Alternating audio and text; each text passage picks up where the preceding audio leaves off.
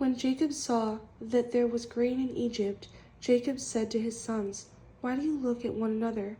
And he said, "Indeed, I have heard that there is grain in Egypt. Go down to that place and buy for us there, that we may live and not die."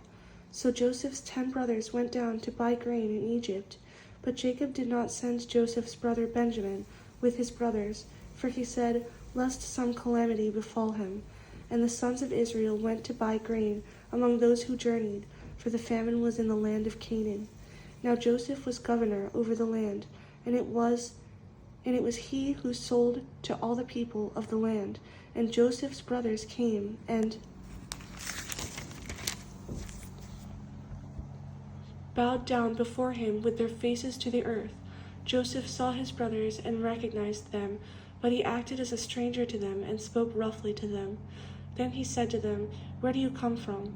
And they said, "From the land of Canaan, to buy food." So Joseph recognized his brothers, but they did not recognize him. Then Joseph remembered the dreams which he had dreamed about them, and said to them, "You are spies. You have come to see the nakedness of the land." And they said to him, "No, my lord, but your servants have come to buy food. We are all one man's sons. We are honest men. Your servants are not spies." But he said to them, "No, but you have come to see the nakedness of the land." And they said, "Your servants are 12 brothers, the sons of one man in the land of Canaan, and in fact the youngest is with our father today, and one is no more." But Joseph said to them, "It is as I spoke to you, saying, 'You are spies.' In this manner you shall be tested. By the life of Pharaoh you shall not leave this place unless your younger brother comes here. Send one of you, and let him bring your brother, and you shall be kept in prison, that your words may be tested to see whether there is any truth in you, or else by the life of Pharaoh, surely you are spies." But he put them all together in prison 3 days.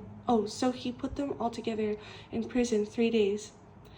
Then Joseph said to them the 3rd day, "Do this and live, for I fear God. If you are honest men, let one of your brothers be confined to your prison house, but you go and carry grain for the famine of your houses. And bring your youngest brother to me, so your words will be verified, and you shall not die." And they did so. Then they said to one another, "We are truly guilty concerning our brother, for we saw the anguish of his soul when he pleaded with us, and we would not hear. Therefore this distress has come upon us." And Reuben answered them, saying, "Did I not speak to you, saying, 'Do not sin against the boy,' and you would not listen? Therefore, behold, his blood is now required of us." But they did not know that Joseph understood them, for he spoke to them through an interpreter. And he turned himself away from them and wept. Then he returned to them again and talked with them, and he took Simeon from them and bound him before their eyes. Then Joseph gave a command to fill their sacks with grain, to restore every man's money to his sack, and to give them provisions for the journey. Thus he did for them. So they loaded their donkeys with the grain and departed from there. But as one of them opened his sack to give his donkey feed at the encampment, he saw his money, and there it was in the mouth of his sack. So he said to his brothers, "My money has been restored, and there it is in my sack." Then their hearts failed them, and they were afraid, saying to one another, "What is this that God has done to us?" Then they went to Jacob their father in the land of Canaan, and told him all that had happened to them, saying, The man who is Lord of the land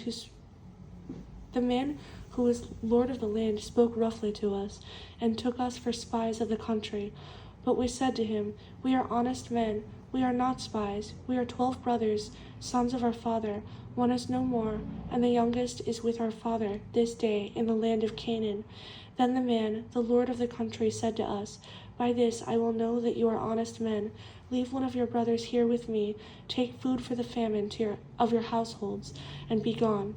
And bring your youngest brother to me, so I shall know that you are not spies, but that you are honest men. I will grant your brother to you, and you may trade in the land."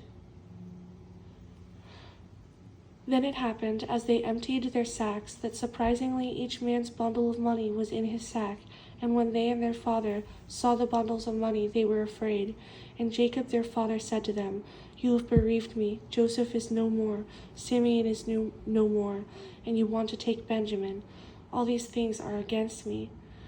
Then Reuben spoke to his father, saying, Kill my 2 sons if I do not bring him back to you, and put him in my hands, and I will bring him back to you. Then Reuben spoke to his father, saying, Kill my 2 sons if I do not bring him back to you. Put him in my hands, and I will bring him back to you. But he said, My son shall not go down with you, for his brother is dead, and he is left alone. If any calamity should befall him along the way in which you go, then you would bring down my gray hair with sorrow to the grave.